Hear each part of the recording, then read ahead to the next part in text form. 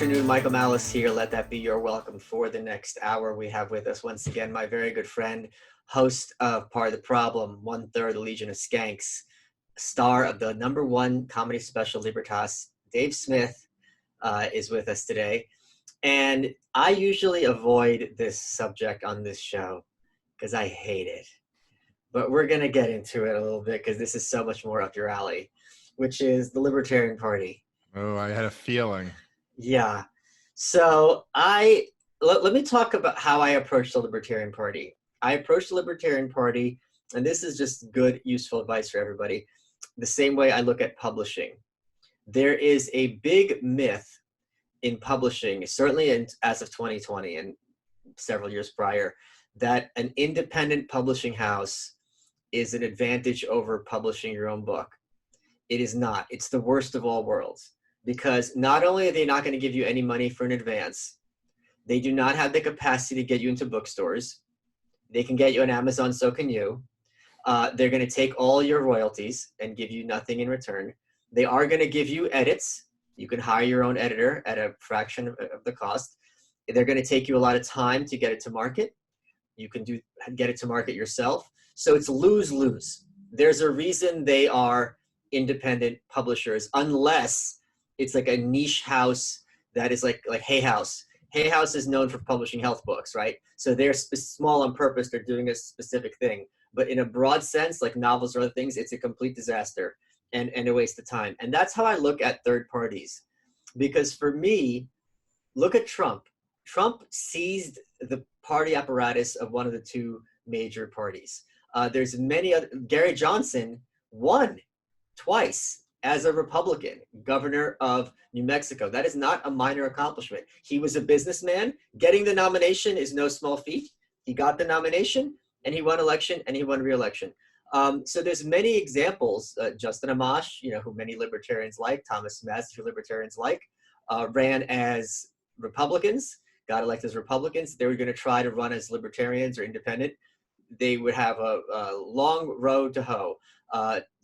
Angus King is an independent serving as a senator from Maine. He was the governor of Maine, as an independent. So these are things that people need to consider. Now, historically, the argument is, okay, the third party is not going to get elected, but they're going to pull one of the two parties in the right direction. Sure, but you could also be one of those two major party people and advocate for those views from within the party and actually get elected and have a position to influence policy.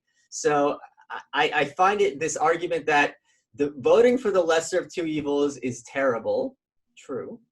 Voting for the lesser of three evils is moral. It's a tough sell. I got to tell you, it's a tough sell for me. So let's just talk before we get to the good stuff. Like, you joined the Libertarian Party after not being a member for many years. What is it about the Libertarian Party that you hope to have it accomplish? Okay, so I think you're right about everything you just said, and it kind of hurts to hear, but you're right about all of that. And just to add, and we'll get to the good stuff in a little bit, but just to add that's been the response that I've heard, for the last week. It's like, well, she's still better than Trump and Biden. And it's like, okay, yeah. But like if Trump had every one of his policies and said, I'll lower your income taxes 0.1% more, that would be better than Trump, or, the argument just doesn't make any sense. So, by the way, the one that you left out is Ron Paul, which to me was the most successful libertarian movement since Ayn Rand, probably. Ron Paul woke up more people, which to me is the whole point of all of this, right? It's like we're in the matrix and we're trying to red pill people individually and unplug them. And can I agreeing with you, building on a point? Here are the two scenarios. One is maybe Joe Jorgensen makes the presidential debates, which is very unlikely. Maybe Ron Paul, running as a Republican, makes the primary debates, which he did. And he told Giuliani to his face, we had a complicity in 9/11. These are the two scenarios.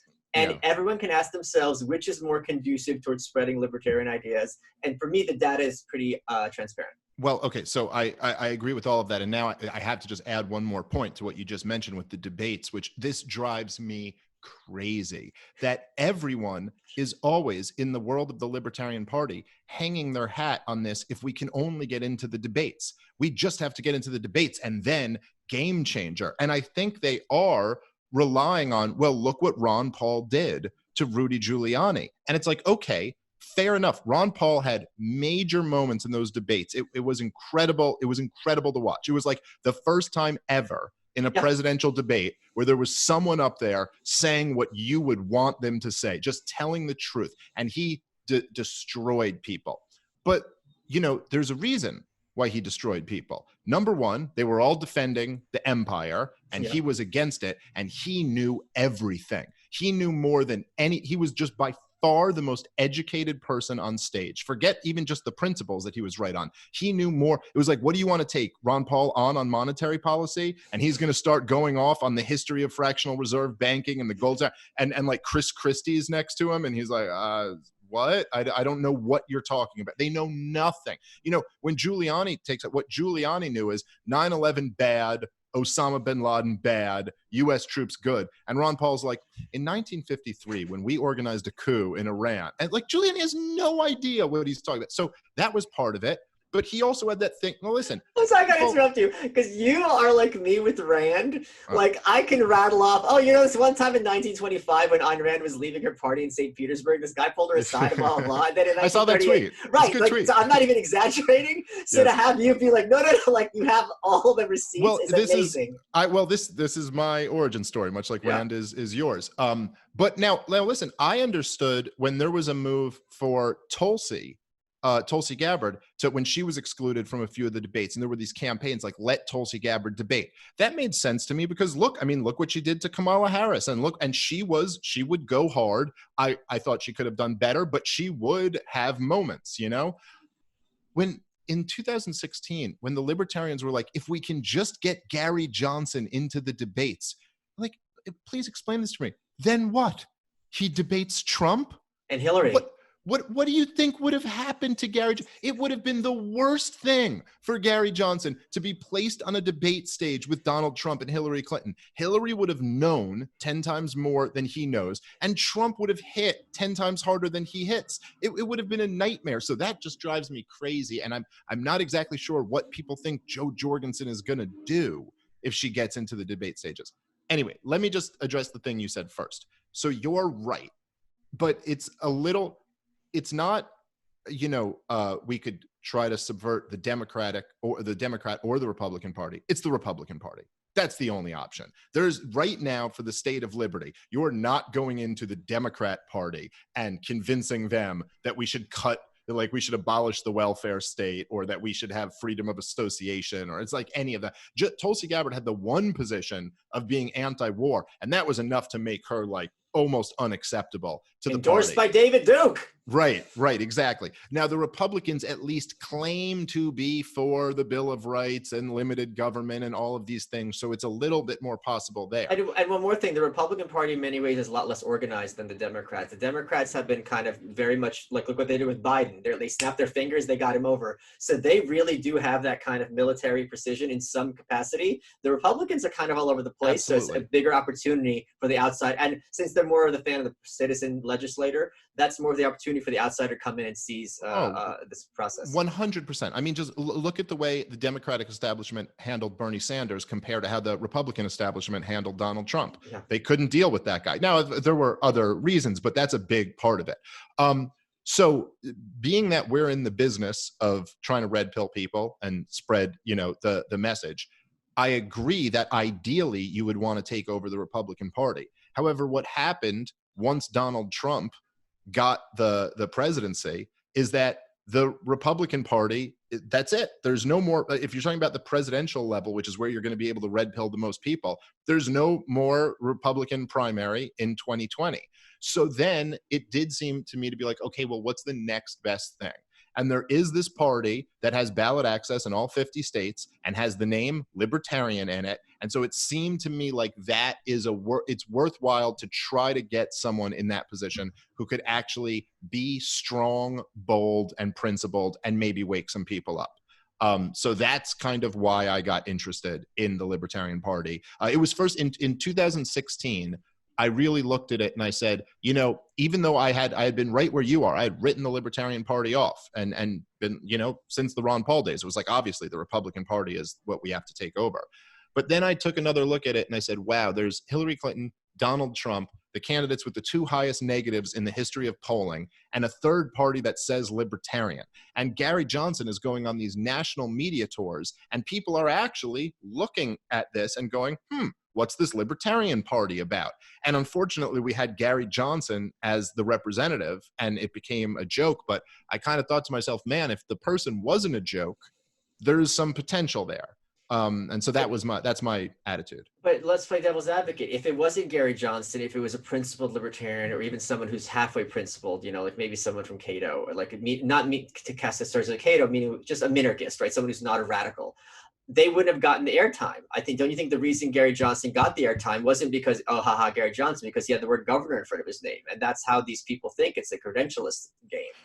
There's definitely something to that. But I would, you know, as you know, I don't think you meant to imply this, but you can be a radical minarchist. I mean, Ron Paul was a radical minarchist, and as well, but he was. I mean, he really. You think he's a minarchist? Yes. Okay. Yeah, no, he's been asked point blank about it, like since he's been out of Congress and stuff. And he's kind of always gone like, well, you know, he goes, I'm not completely sure about privatizing every single inch of everything. But I think, but Ron Paul, even though he was like a Red Murray Rothbard and all that stuff, he was, when he first went to Congress, he said he thought about 70% of what the government did was unnecessary. And he said by the end of Congress, he was like 99% of it is unnecessary. But I think he still holds on to that 1%. 6 months. It's been a long 6 months. Listen, I can't think of anyone easier to switch from minarchist to anarchist than Ron Paul. Well, especially someone who spent that much time with Rothbard on a personal level. That's going to be osmosis. I agree with you, but I'm just making the point that, and Murray Rothbard, there's a piece that you should read that I highly recommend if you haven't. But I believe the title is "Do You Hate the State?" Yes, and it's just a masterpiece. And basically what he says is that the major, you know, like the question that's the most important question is not whether you're a minarchist or an anarchist. It's whether you hate the state. And an anarchist like David Friedman is not as good as a minarchist like Ron Paul could be the example. He's not used in the letter, but someone who really hates the state, hates the warfare state, hates what the state does to people. So anyway, yes, I agree. If it was someone, you know, somebody who didn't have the governor term and was more of a threat than Gary Johnson, it might have been harder to get some of that media, but you still might have gotten some, and you still might have gotten some people to look at you, and then you have to be creative and figure out a way to get the press, and you know, there's different strategies that you can use. Hey guys, Michael Malice here. Let me tell you about one of my favorite sponsors and company that's near and dear to my private parts. It's Sheath Underwear. If you go to sheathunderwear.com, SHEATH underwear.com, and use code Malice, you get 20% off. What are Sheath? It's the most comfortable, softest boxer brief I've ever worn. Here's what makes it unique. They've got one pouch for one part of your genitals, another part for another part of your genitals. It's like a kangaroo pouch for your boys down there. Keeps it nice, comfortable, and in place. They look good. They give you a nice booty if you've been doing your squats, which I've managed to do under this lockdown. They also have girls' underwear, but since women don't listen to the show, we can skip over that part. If you go to sheathunderwear.com and use promo code Malice, you get 20% off your order. They have a lot of different styles. They're all I wear now. When they brought them into the office, I thought, what is this? And now I can't wait to wear my Sheath 24/7. Let's get back to the show. It's interesting because you did recommend that essay to me, and I read it and I adored it. And the example he uses is like, do you hate the state? Like, meaning if there was a button placed in front of you, and if you pressed it, the government would end. Would you press it so hard your finger would break? Yeah. Like that is the question. And that essay, I didn't realize at the time, was an attack or criticism, I mean, on David Friedman's The Machinery of Freedom. It wasn't just a thought experiment. He was specifically going after David Friedman and that book. So it's doing that. But the thing so let's talk about Joe Jorgensen. So here's what I'm a little confused about. First of all, I understand there is this concept within any scene, even if it's a music scene or action figures, whatever it is, your collectible, that like, guys, stop infighting, let's rally the troops, we're all on the same side, right? And you don't need to really say that if someone is like going somewhere. Like the argument is, but for the critics, this person would be doing a lot better. We're shooting ourselves in the foot. That is really a tough thing to make. And here's a counterexample to that. If Hillary had been more press availability leading up to November, she could have gotten it put over, because she basically played it safe. She didn't want to deal with conflict or confrontation. And then she wasn't ready for a lot of the stuff that Trump was ready to nuke her with. When I'd asked you a few weeks before the convention who were the leading candidates for the nomination, you didn't even mention Joe Jorgensen. I got to tell you, this is going to sound like a joke, and it's not. I am a huge fan of anyone who's wearing shoulder pads as a woman. I am such an 80s person, so to see her with them, it's the girl version of the bow tie. So to me, that is someone who's being true to herself and cares about ideas more than like, I'm going to be some kind of slick, whatever. But the issue that happened is over the weekend, she had tweeted out, it's not enough to be passively anti-racism. We must be actively anti-racist. Well, she said it's not enough to be passively not racist. Right, we must be actively anti-racist. # Black Lives Matter. And I asked her the question you and I had discussed on your show. I said, all right, as the Libertarian presidential candidate, are you in favor of repealing anti-discrimination laws? Now, people are like, oh, that's not an important issue, and this has been adjudicated. I agree, no one is coming close, and it's certainly not a priority of me to repeal anti-discrimination laws against Black people. But the Supreme Court has, just in the last week or two, has extended anti-discrimination laws at a federal level to gay and transgender people. Are you in favor as a libertarian of extending these protections for transgender people? Now, I can easily make the libertarian argument for both. One is, the argument against it is, freedom of association, shut up.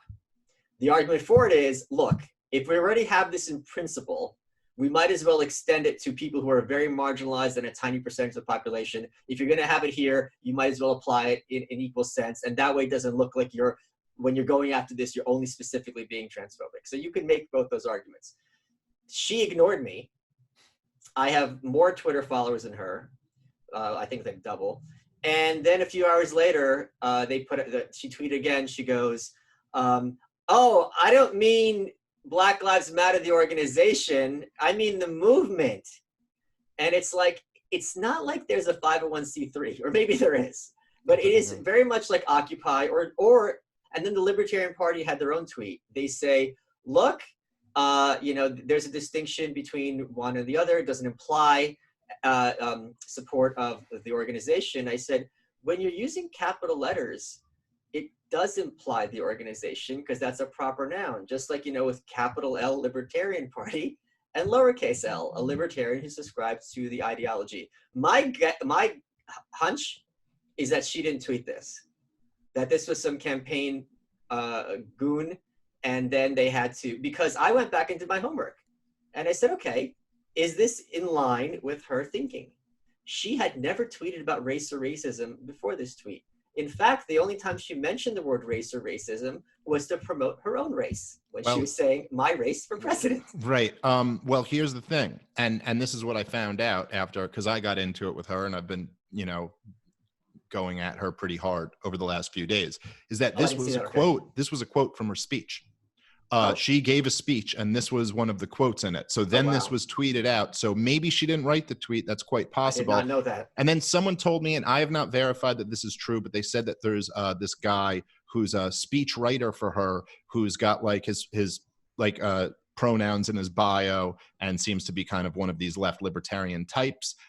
So I don't know exactly what the thought process was before this. I don't think, as some have suggested and argued against, I don't think she's like a secret Marxist or something like that. But I do think there's three aspects to this tweet. It was, number one, it was like the cringiest thing you could possibly say. Just outrageous, just like, oh, it's the type of thing that Bank of America would tweet. It's like what you say when you have nothing of substance to say, and it just makes your skin crawl. It says, I agree with whatever everyone else is agreeing with at the moment. Hashtag the party of principle. Right, exactly. That's it. And I think part of the reason why it's so cringe, and this is really what I think this gets to the heart of why so many people were upset about this, is that it shows, just as you just kind of indicated, it shows that I will bend the knee. Like whatever the mob wants, I'll say, okay, yes, okay, yes, you can have that. You guys are right about that. And that is something that, you know, for everybody who's outside of the progressive orbit, they really just want someone to stand up to that. Right. This is why Trump's the president. So they really just want someone to stand up and say, no, this is crap. Number two, it's just kind of wrong, like technically from a libertarian standpoint, like to say that if you're not racist, that's still not enough. We must do this. It's like, no, we don't, people don't have an obligation. It's not true that they must be against something that's bad out there. And then number three, it was just like strategically, it was a horrific blunder. I mean, look at how much she's pissed people off and alienated. She didn't gain one new supporter from doing it, but she turned off just probably thousands and thousands of people who were looking at her. So it was a disaster from start to end. Yeah, let's just look at it from a strategic point of view, right? Because this is how I look at things in this issue. Let's suppose you're RC Cola and the big boys are Coke and Pepsi. You have to compete. It's something called comparative advantage. You have to be able to compete with Coke and Pepsi on some level. RC Cola, I believe, competes on price. Not that Coke and Pepsi are expensive, but they're cheaper. Fine. I have to differentiate myself.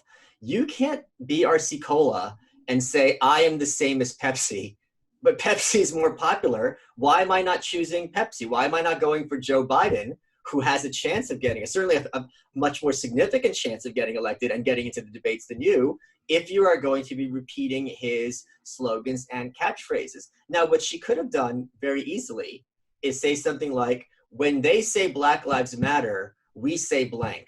Or when they say Black Lives Matter, what we mean, and you could take an expression and leverage it and make it to distinguish yourself and make it original and make people excited about it. But to repeat verbatim what your Facebook friend posts on Facebook is not a mechanism of competing when you're competing for attention and competing for votes and competing for standing. And it shows like a little bit of a lack of, in my view, understanding of the dynamism of the internet.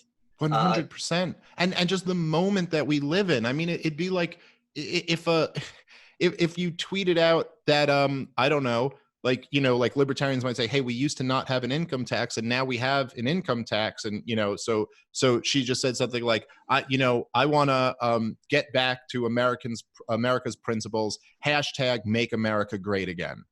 And people were like, wait a minute, make America great again. That's like Trump's thing. And she's like, right. No, I'm just saying make America great again. What, do people associate this with a popular political movement? I had no idea that that's like what was going on. And dog whistling. No, it's like hashtag unite the right. I just want to unite the right. I don't understand what the problem is. I'm just saying we need to preserve our heritage. Hashtag unite the right. Why are people getting all crazy about this? Like, no, because there's a context here. Someone from Cato tweeted at you. I think it was at you. And she was like, listen, you can't, saying Black Lives Matter is a true statement. It's Black Lives Matter. You can't associate it with the most radical members of the group. And I just tweeted back, I said, cool, now do all lives matter? Like, oh, okay. Well, no. If there's no association. Let's talk about that tweet, that really bothered me. I went on a 3-tweet tear on that. That really, to me, is despicable and disingenuous from both the right wing and the left wing perspective. And here's why. First of all, as someone who is from a libertarian think tank, if you're going to be comfortable dismissing fringe ideas, shut up and go home. Because for decades, that was the argument being used against you. No one thinks like this. You guys are loons. You can't be for this and also for this. Ha, ha, ha, you're ridiculous. That is horrifying. Second, if you are advocating for a movement, let's not talk about the organization as if there's some big distinction, which we can get to in a second, a movement that says, hey, Black lives are underappreciated in this country. They're treated as disposable. Here's some receipts, Black mortality rates, Black lifespan, college graduates. You can bring a lot of numbers and say, we're not just talking about, forget the cops, we're not across the board. This is a big issue that we all have to deal with. You can't fight for marginalized people. And then the second you say, oh, we're just going to marginalize these ideas, they don't matter. So when you have a population that's a smaller percentage of the general population, you're supposed to make it a point to hear them out and welcome them. But when you have a viewpoint that's held by few percentage of the population, oh, don't listen to them, they don't really matter, they don't speak for anybody. No, those are the only ones who do matter. It's the people who are on the margins who make change and make people think. And everyone in this country who is marginally aware of politics now has thought about and considered the concept of defunding the police. This was not done by Joe Biden. This was not done by McDonald's. This was done by radical activists taking control of the megaphone and forcing people to confront the issue. Yeah, absolutely. I just don't, at part of me was almost kind of like, at first I was like, is this like some autistic libertarian thing where there's a bunch of people who just don't get that this carries, like the phrase, you can't be racist, you must be anti-racist, and Black Lives Matter, that this carries a lot of weight and like this kind of means something that is not libertarian in our current dynamic. But then as I'm talking to more of these people, it is like I said, no, if she had said all lives matter, they would completely get why that is not just the statement, all lives matter. That is a counter to Black Lives Matter. And that's what all lives matter means in our political moment. And you would all get that. So it's not just like autism. It's kind of this, it's like you're propagandized that we always have to cater and pander to the left-wing viewpoint on things. So we always have to say that they must have the best intentions. Now, again, if somebody had, as I said in the example, had a hashtag unite the right, and then you would right away go, yeah, but some woman got murdered at Unite the Right. And so if someone else was like, yeah, but think about all those people who didn't murder. Think about how, how it was mostly peaceful. No one would say you're just letting one fringe voice control. You know what I mean? You'd be like, no, that's a big thing that happened there. Okay, well, if you want to separate the organization Black Lives Matter, which is founded by Marxists, avowed trained Marxists, who want a revolution and to overthrow capitalism. Okay, it's not that. We're talking about the people in the streets. Well, okay, there's been way more than one murder associated with the people in the streets. Yeah. There's been vandalism, looting, assaults. There's been seizing of other people's property, extortion. Yes, exactly. I mean, so okay, so fine. The organization has nothing to do with the people marching under the same name as the organization. Like, okay, well, I mean, but like, right, by this logic, some like, the American Nazi Party can't be associated with Adolf Hitler's Nazis because, I mean, they didn't kill any of those Jews over there. They just have an organization with the same name. The logic would not apply to anything else. But also, even if we're taking you at your word, what exactly about the protests is it that, like, you know what I mean? Like there's still a lot of weight there. And I don't know. I don't think it's a particularly something that libertarians want to just say, oh yes, we're lockstep with them. Their definition of what anti-racism means is, I mean, they lay it out and it is not at all libertarian. It's just funny because it's like, oh, well, that's not what Joe Jorgensen meant. But by questioning her, you're a Klansman. It's like, that's interesting. So like you're a psychic, but only in like one direction. And that's the direction that suits you and lets you get away with. Look, hey guys, Michael Malice here. Want to tell you about Beachbody On Demand. This is the company behind things like P90X, which you've heard of, 21 Day Fix, which you may have heard of, Insanity. Everyone who listens to the show has heard of Insanity. I can guarantee you. If you text Malice to 303030, you get full access to the entire platform. You get all the workouts. You get all the nutrition information. You get all the support absolutely free. Here's how it works. This is what I did. They did something very smart. You become a member. You go online, they've got over 1,300 different workouts you can stream. All kinds of fitness levels, weight training, cardio, yoga, dance workouts. Here's a few classes that they have now. They've got P90X with Tony Horton. They've got Transform 20 with this guy named Sean T. You could have different program lengths, 6 weeks, 6 days a week, 20 minutes each, or a 60-day program. Find someone who looks like you want to look. Sagi Kalev, he's a big shot in bodybuilding. He's got a show called Body Beast. It's a 90-day program, 6 days a week. Find someone who looks like how you want to look like. Look at their program. They'll have the videos to show you how to do it, and you'll be on your way to getting your beach body. If you text Malice to 303030, you get to try it absolutely free. Let's get back to the show. It is really shocking to me for anyone who calls themselves a libertarian to pretend that politicians of any kind, no matter what color, red, blue, or gold, aren't going to be talking out of both sides of their mouth, and aren't going to be putting forth a message that will sound differently depending on the audience. I think it was Walter Lippmann or Edward Bernays, one of those two. They were the two big founders of Walter Lippmann wrote a book called Public Opinion. Bernays wrote one called Propaganda. These are back in the day. And they analyzed Charles Evans Hughes' 1916 speech when he became the Republican nominee for president, or it could be a governor's speech when he was running for governor of New York. I forget which one is which.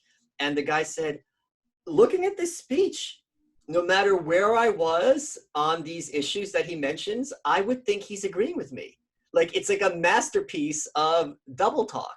In the same way that people for a long time have said, not incorrectly, that states' rights was often code for Jim Crow.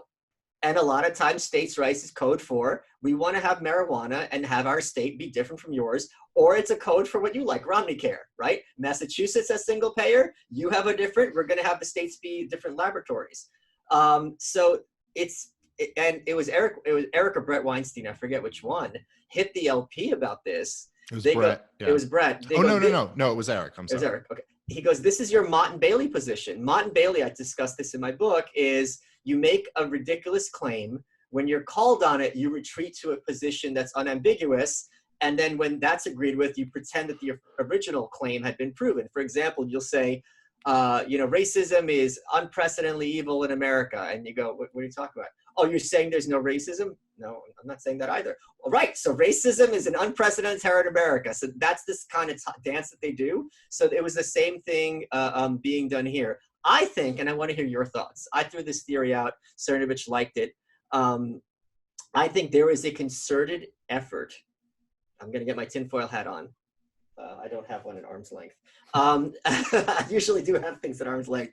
I'm going to put my tinfoil hat on and say, I suspect there is I'm going to use the most dog whistling term possible because it's you and I talking, cabal of people within the Libertarian Party who have decided, you know what we're going to do? We're going to alienate the people we don't like by stuff like this. And that's our best way for seizing and maintaining hold of the party. That is very possible. There is a view amongst a lot of people who are higher ups in the LP.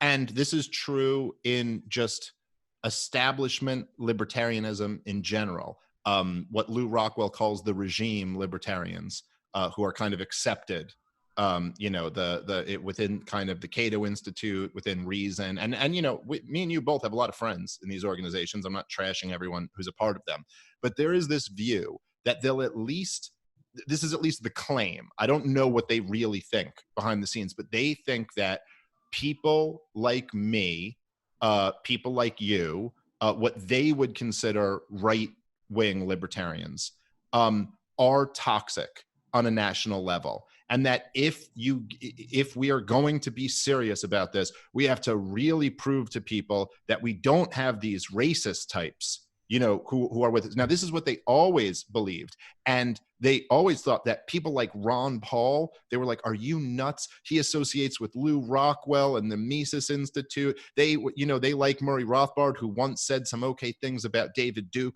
We'll get destroyed if we run people like that. What's shocking to me, I can almost understand thinking this in 1999. What's shocking to me is that Ron Paul did not disprove all of this forever, because then Ron Paul ran and got more attention and drew more people in than any of the Reason Magazine, Cato Institute types could have ever hoped to do. What about Trump? Trump is objectively far more racist than Ron Paul. He says things that are far more offensive, far more inappropriate. Like, everyone who supports him has to walk back things that he said at one point or another. And he won.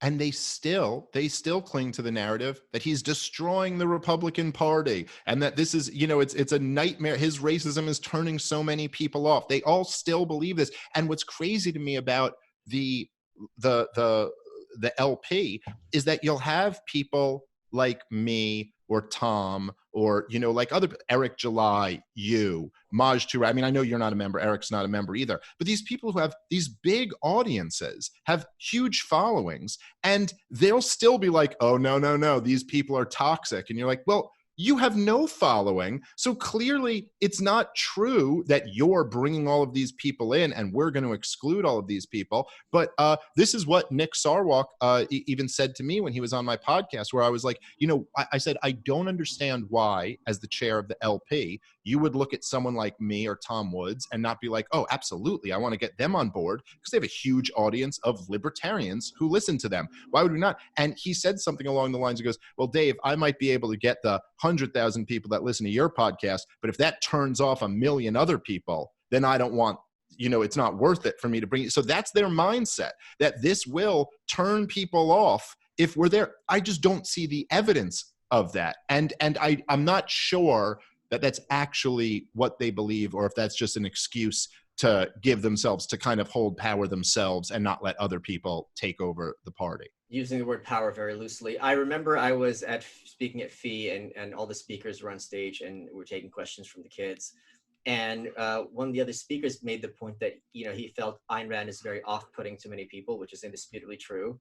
And I asked him point blank, and he said flat out that Ayn Rand has been a net negative in promoting libertarian ideas. That if Ayn Rand didn't exist, more people would be libertarian now than if she hadn't existed. And when you hear someone say with a straight face, and I know the guy, I know he wasn't being provocative, I know he wasn't a complete loon, or at least broadly speaking, and I'm like, okay, like at a certain point, you really can't reach someone if their perspective is so skewed. And what I think it comes down to, and this is something I've worked very hard to develop and tried to work as much as possible, is most people have a profound lack of empathy.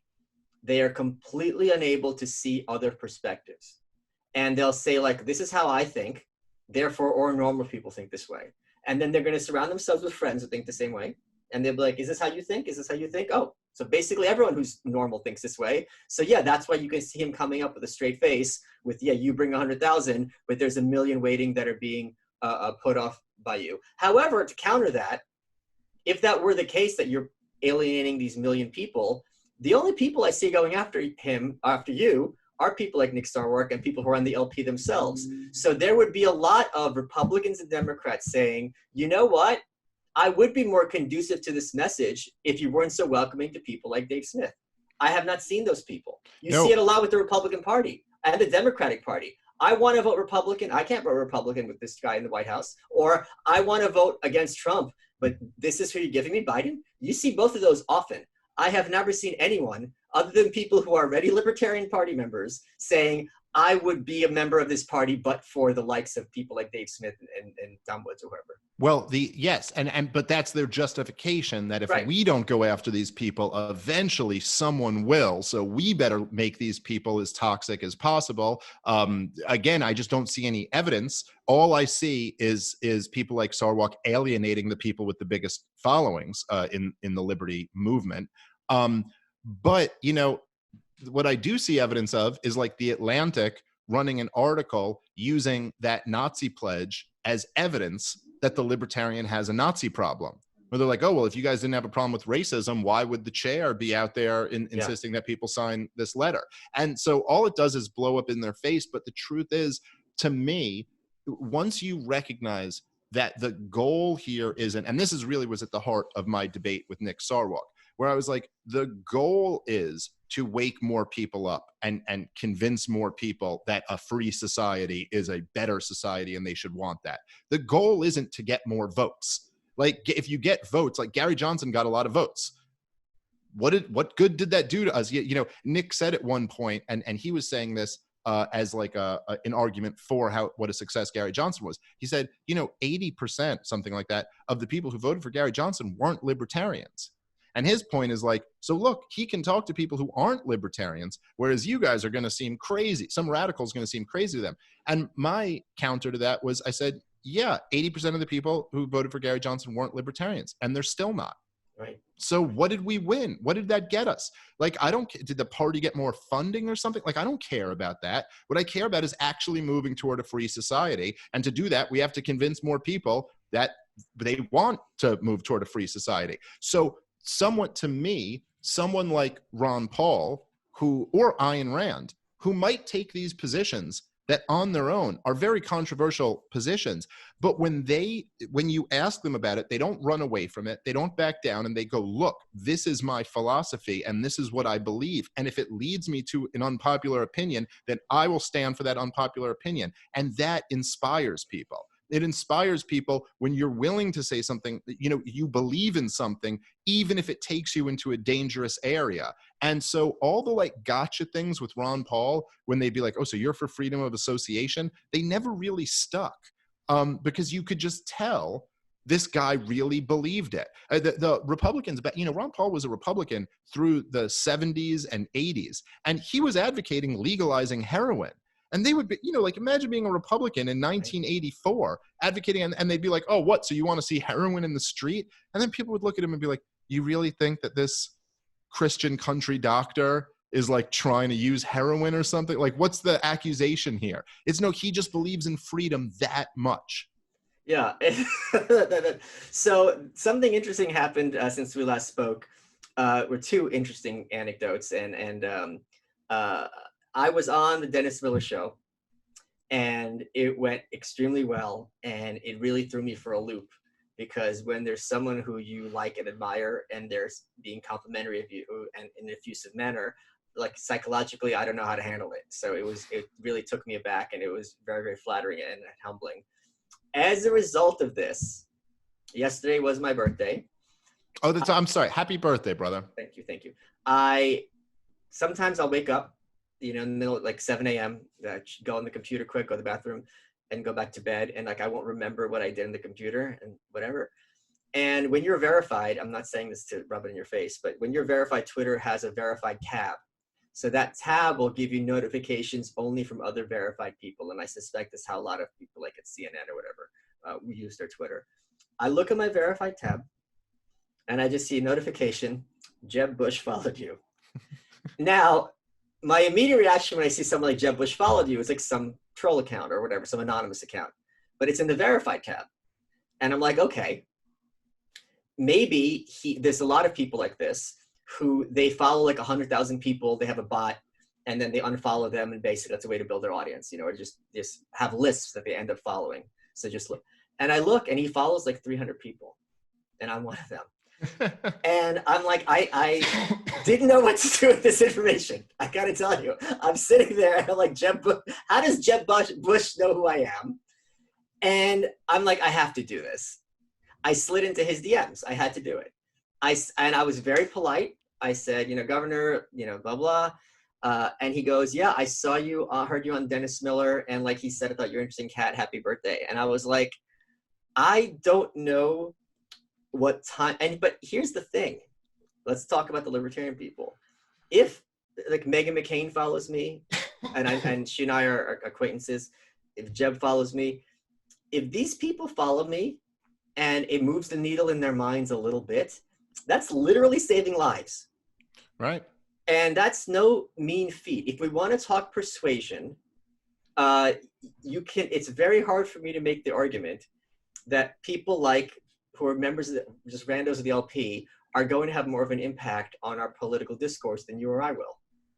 Yeah. No, that's a very good point. It's such a funny like energy. I mean, I remember back before, I think, she started hating me, but back when I used to do shows with Meghan McCain, like on Kennedy and stuff, we were on a lot, and it's always like talking to Jeb Bush too. I bet it's just like this. Not that you'd actually say it, but you just have almost this energy. Like you're talking to Meghan McCain, you're like, haha, that's a pretty good point, Meghan. Your father's a war criminal. So anyway, No, but you just have this. I'll tell you a counterexample. I was at Yale University maybe 10 years ago. There was a talk a buddy of mine was giving, and Neil Bush was there, Jeb's uncle, brother of HW. Mm-hmm. And he charmed that. I went in there. I was being all smart ass, blah, blah, blah. This was 2008. He charmed the pants off me. Like, these blue bloods, they know how to talk to you. And he was effortless. And I'm like, oh my God, I totally get why your dad was a senator, why your brother's a president, why your son's a president. They know. Maybe they go to some schools that you and I are welcome to. Maybe it's in these country clubs where we're not allowed to step foot. He knew exactly how to talk with me. I was trying to press his buttons. It was effortless on his part. I asked him about Skull and Bones. He laughed it off, just talked about it. He did not get offended at all. And it was shocking because he was not. I've met people in New York who are these like waspy blue bloods, and they're like insufferable. And it was not that at all. I was very, very surprised and taken aback. And that's how I became a Dave Smith Republican. No, but these people, we forget, they will surprise you. Yeah. Megan was never elected, but like the older ones, they have been around. They know how to glad hand. Yeah, no, that is interesting. But yeah, I mean, I guess it's pretty funny that Jeb Bush, there were all these people around him who were like, you are the guy. You are going to be the most powerful human being in the world. We have this whole machine we're going to roll out for you. And now he's sitting around at 3 a.m. DMing Michael Malice, just kind of like, yeah, this is where I ended up. I'm going to give him another compliment now that me and him are best friends. He comes from as aristocratic a line as you can have in this family. Not only his from the dad, Barbara Pierce Bush, she's a relation of like Franklin Pierce, who's president. I mean, they're blue blood.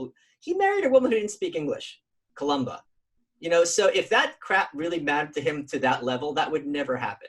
Oh, I don't know. See, I have a more cynical view of it. I have like some Bush family meeting where they're like, look, the Hispanic demographic is going up in this country.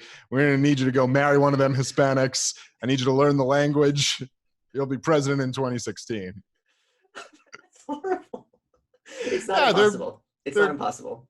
They're literally people who, murder children. Yeah, I mean, his dad was head of the CIA. So yeah, and lived in China, was ambassador to China for a bit. So it's not at all impossible. And almost had Reagan assassinated. So these are things. Did you hear that there's this conspiracy theory? Okay, I'm just like, I don't know if this is verified or true or anything, but there's this supposedly the guy who shot Reagan, Hinckley, that he had an address book on him at the time, and he had Neil Bush's phone number and address, and they were the correct Neil Bush phone number and address. I thought it goes even further, that the day Hinckley shot Reagan, his dad was meeting with members of the Bush family. Like, they were some big shots. Yeah.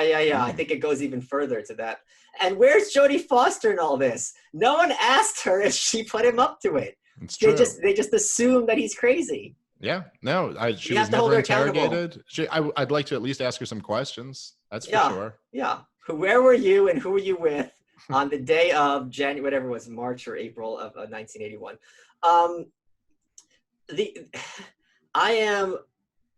I don't know if I should continue going on the attack on Twitter with this woman or not, because I don't think she's a bad lady, but I'm kind of, what's your perception of her? If you had to sell her to somebody, how would you sell her? Well, I don't know that it's my job to sell her. That's why I said if. Right. Oh, okay. Oh, all right. Fair enough. I don't know. I like you said, I think what you mentioned earlier, you touched on the really key point, which is that, and a lot of times people I don't know, I think it's something poisonous about politics, and it is one aspect that really turns me off to even being in the Libertarian Party or talking to a lot of these people, is that they will have this thing like, well, you can't criticize her now. We're in campaign mode. Yeah. We all got to be together. And you have to be like, yeah, but what's the point of all of this? Because I don't, like, odds are in January of 2021, it's going to be a Democrat or a Republican who's the president. And when I say odds are, somewhere in the range of 99.99%. Like that's going to be the reality. And so why would I not criticize her if she's fucking up the point of what she's supposed to be doing? So look, I mean, you can, if you are a libertarian or an anarchist or anything like that, I mean, if you're just against the wars or concerned about the debt, I think we're coming close to a $1 trillion for the monthly deficit numbers. I mean, it's like really something bananas. Like this great nation is being destroyed, and the best hope to save it is some type of move back toward liberty. And this woman is out there, and she is pretty good on a lot of the most important issues. So I will give her that. You know, hopefully if she can wake some people up and convert some people over to believing in freedom, then great. There's my sell. I mean, Gary Johnson, Tom Woods always brings this up, that Gary Johnson did bring over Larry Sharpe.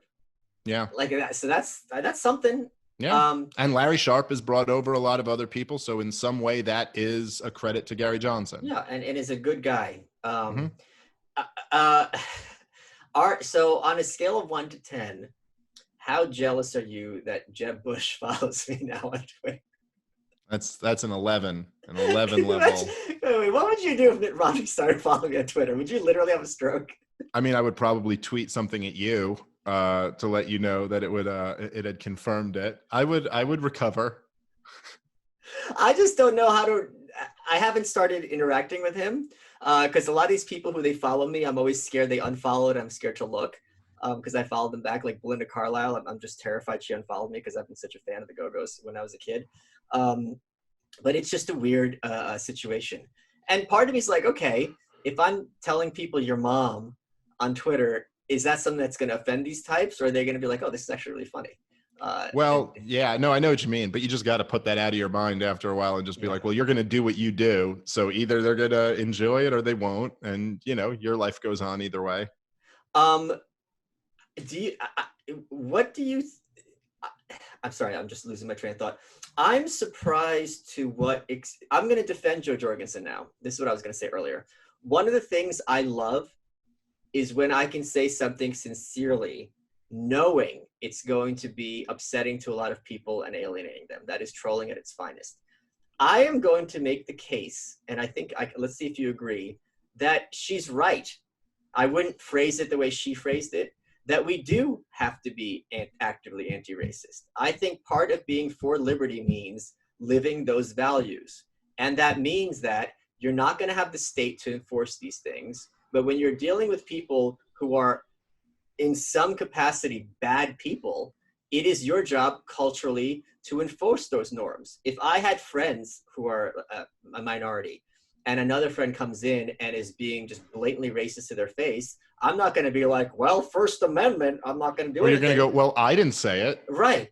I am actually going to make it a point to say something. And I'm not going to virtue signal and boast about it. And, oh, can you believe what happened to me? Blah, blah, blah on Facebook. But I do think it's important to live the values.